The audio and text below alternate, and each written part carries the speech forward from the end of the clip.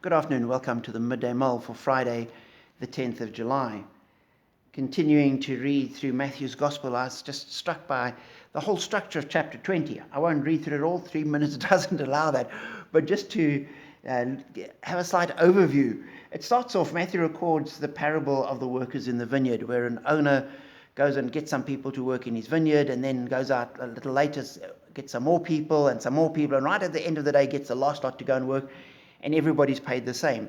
Understandably, in my opinion, the first lot hired are a little miffed at this whole arrangement, and they grumble and complain, and the owner's response is, I've not cheated you. I've told you what I said I'd given you what I said I'd give you. And then he says, don't I have the right to do what I want with my own money? Or are you envious because I am generous? And you have this glimpse of the kingdom depending on a generous God. And Jesus then goes, Matthew then records Jesus telling the disciples he's heading to Jerusalem, where he's going to be executed, buried, and rise again. And really saying this is what the kingdom is. But they clearly don't get it, because the next story Matthew has is of James and John, the sons of Zebedee, going with their mom and saying to Jesus, we want you to sit at your left and right hand side. We want the position of authority and power in your kingdom. And Jesus says, no, not for me to give to you. You don't know what you're asking.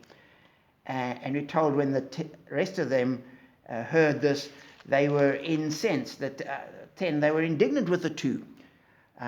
Not because they'd asked a preposterous question, but because they'd got in before them. I'm fairly convinced they were all wanting those positions as well. And so they were jockeying for position.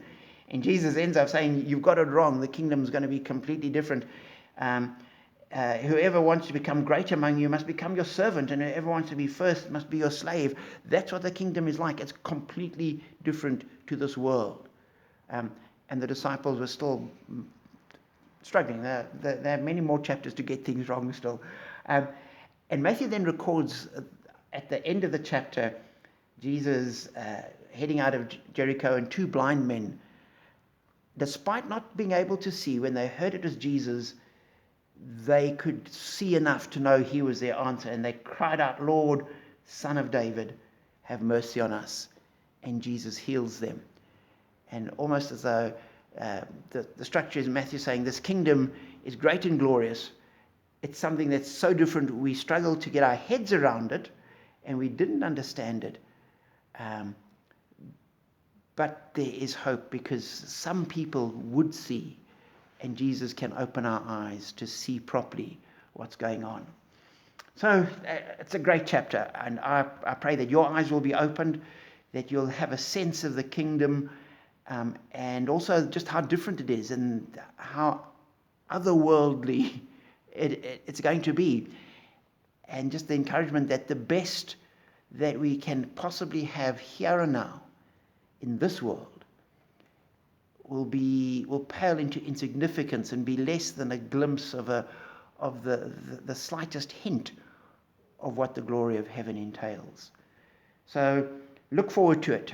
And know that we have a God who says, are you envious because I'm generous? That is the God we have, and that is our gateway to heaven. So hang on to that and be blessed.